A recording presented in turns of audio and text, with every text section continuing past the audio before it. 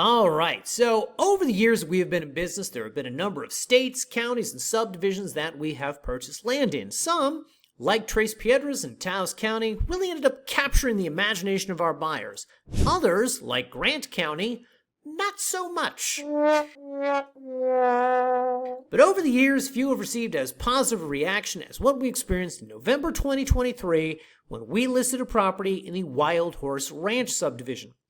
Located in the forested hill country of western New Mexico's Catron County, this one immediately sparked the interest of a lot of people because of its large acreage, remote but beautiful setting, presence of utilities, and its proximity to the Cibola National Forest, of which the subdivision backs up to. Point being, it was an excellent property for hunters, and because of that, we got a ton of calls and emails. The video is one of the most watched on the channel. It was shared with a lot of people, and ultimately, the property found a buyer shortly after it was listed in the spring of 2024. And since that time, I have been trying to buy out here again. And today, people, roughly 18 months later, we finally have another such property. In short, guys, get your checkbooks ready. Here we go. All right, so as noted, this one is located in Catron County, more specifically in the northern part of the county, just shy of the Cibola County line and the Cibola National Forest.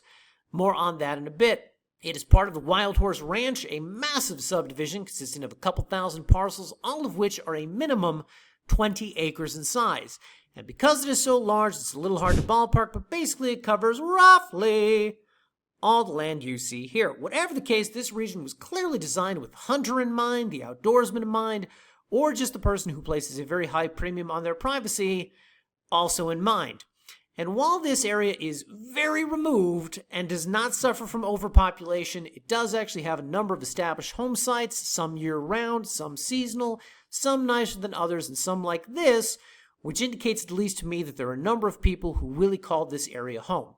Now, the subject property is a nearly 30-acre, 28.4 to be exact, corner lot located right here where Ranchero Road and Cibola Canyon roads meet. And as you can see, the roads out here are shockingly well maintained. This one is Ranchero Road along the western boundary, and this is Cibola Canyon Road along the southern boundary.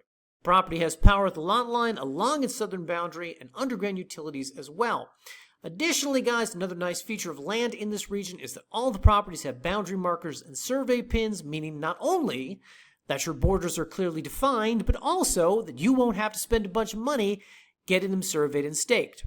Furthermore, guys, it's worth noting that this property distinguishes itself from a lot of the surrounding land because it happens to be in this sweet spot where the elevation doesn't change all that much from one part of the property to the other. There's no hillsides, no cliffs, no arroyos, no densely forested areas, no part of the property that would prohibit development. It's largely flat with some nice pinyon, juniper, and ponderosa pine, while also boasting plenty of flat cutout areas, easy to park, camp, and build on. Now, a couple things I want to point out here, guys. So, first off, if we go back to the map, you will see that the closest town to this subdivision is Pie Town, down here along the 60, and as you can tell, these two things are not terribly close. Now, for the most part, the properties that we sell, they're pretty easy to look at a map and figure out how to get to the land. The Wild Horse Ranch subdivision, however, not as intuitive. So, if you are so inclined to drive out and take a look at the property, and again, we encourage anybody who's going to give us this kind of money to go ahead and do that, want to give you guys a couple pointers for how best to locate the property. So, as with all of our listings, we have this Maps and Boundaries section, which includes this Google Maps tab. And if you click on that, and you click on this View Larger Map thing right here, it'll open Google Maps up in a new window. And from there, you can attempt to backtrack your way from the land to the closest main road, or if you like, you can start down here in Pie Town, head north on the 603 over here, and then try to figure out which of these roads branches off and leads you north into the subdivision. That, however, can be a little imprecise, so I will further advise that because this is one of the few properties we list that merit such a thing, if you come up here to the property details section and click on Access and Utilities, you will see that we took the time to create these turn-by-turn directions, which are linked here. Now, as always, guys, it's worth noting that sometimes driving directions can be a little better on paper than they are in real life, so I will further recommend the mapping app Land ID, which all of our photographers use to locate the properties they photograph. That app is really good, by the way, not only because it can locate the land and give you directions out to it, but because it can also help you to identify and walk the exact boundaries of the property. Whatever the case, long story short, if you do want to go scout this property, we highly recommend that you eyeball the map for a while, print out the driving directions, and download a mapping app to your phone just so you don't get lost or stuck.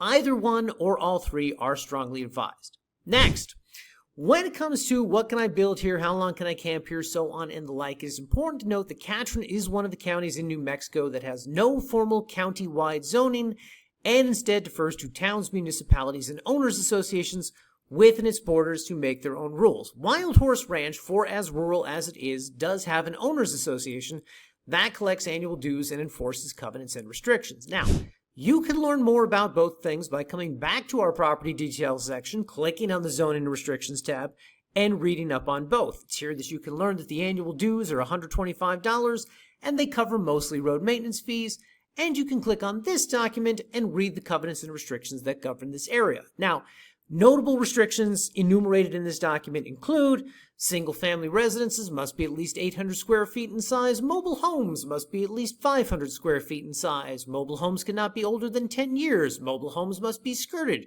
or have a porch installed within 90 days from the time they are placed on the property. RVs, camper units, and tents may not be used as permanent structures, but may be used recreationally for up to 90 days at a time. Now, before anyone gets too in their own head about this, let me make this real easy on you. If you are a developer who has purchased tens of thousands of acres of land in rural Catron County and has then gone on to divide everything up into 20-acre ranchettes, and you have bothered to stick around, live there, form some sort of association that is in charge of the region, in all likelihood, you are what we will call a small government type. So in all likelihood, if you purchase land in this region, there's not going to be a representative from the Owners Association showing up every second Tuesday to inspect your property for weeds and then fine you accordingly. I have dealt with owners associations like that. This is not that. They collect money for road maintenance, because my guess is you wouldn't be able to get out here half the year if they didn't. And for the record, it looks like they do a good job maintaining these roads. So money well spent. Now, if, however, you are one of the many people who calls our offices on a regular basis and says, I don't want anyone to tell me what I can and cannot do with my land, and you want to check me on this and size them up for yourself, you will be glad to know, check this out, people, that we have included this helpful link to their website where you can reach out and direct whatever questions you have about land use and acceptable structures and whatever questions you might have in general about life in Wild Horse Ranch. Next, if we go back to the drone photos here, you'll see there's this one thing I want to point out about the land. So the highlighted part here is, of course, the subject property. As noted, it has road access along Ranchero over here and Cibola Canyon over here. There is, however, this third trail, this cutout, that crisscrosses the land from the southwest to the northeast. And that's the thing I want to discuss. So this road is what we call not a legal road. And this is the kind of thing you will see in regions like this. Someone lives out here, most of the neighboring properties are not developed, and thus that person has a sort of free rein to do whatever they like because none of the neighboring landowners are there to object. So at some point, somewhere along the way, they say to themselves, I don't feel like driving all the way around this property. I know, I'll just drive through it. And that is what they do for weeks and months and years until you see a cutout that begins to look like a real road. So I just want to make clear to anyone looking at this property as a potential purchase, this is not a legal road. If you buy this property, you have the right to fence this off, you have the right to prohibit access to it, you have the right to tell people, drive around, okay? Finally, guys, let's not bury the headline. This property is ideal. Nay, this property was created with hunters in mind, whether that be as a permanent home site or for seasonal use a la a hunting cabin. And of course, we say this, guys, not only because it is located so close to the over 300,000 acres that comprise the Cibola National Forest, but because it and all of Wild Horse Ranch are located in Game Management Unit 13, an area known for its trophy-sized bull elk and mule deer. Additionally, guys, this property sits within close proximity to large tracts of Bureau of Land Management public lands that can be accessed for hunting, hiking, and horseback riding, as well as off-road adventures and, no doubt, picnics. Picnics, guys.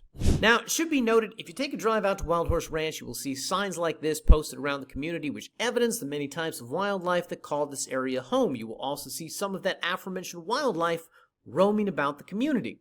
And along with that, you will also see some no hunting signs. Now, a lot of people get confused by this. So I just want to make clear, even though this subdivision is remote, even though all the parcels are very large and many are not being used, and even though this entire area is surrounded by national forests and public lands, this is still a residential subdivision. And because no one wants to be sitting on their porch and get accidentally shot by some neighbor discharging a firearm in the general direction of some furry critter, hunting within the community is forbidden. Nonetheless, drive about a quarter mile away and you'll be in one of the many areas where hunting is permitted. So, an important distinction to keep in mind. Anyway, guys, if you would like to purchase this property, you'll be glad to know it is priced at a more than reasonable $35,000, and you'll also be glad to know that as with all of our other properties, you can begin the purchasing process by going to the top of the listing page here, clicking the Buy Now button, and placing a non-refundable $500 earnest money deposit on the land. After that, you can fund the remainder of the transaction through title and escrow, which we recommend, or you can pay us directly via credit card, wire transfer, or cashier's check. The choice, people, is entirely up to you.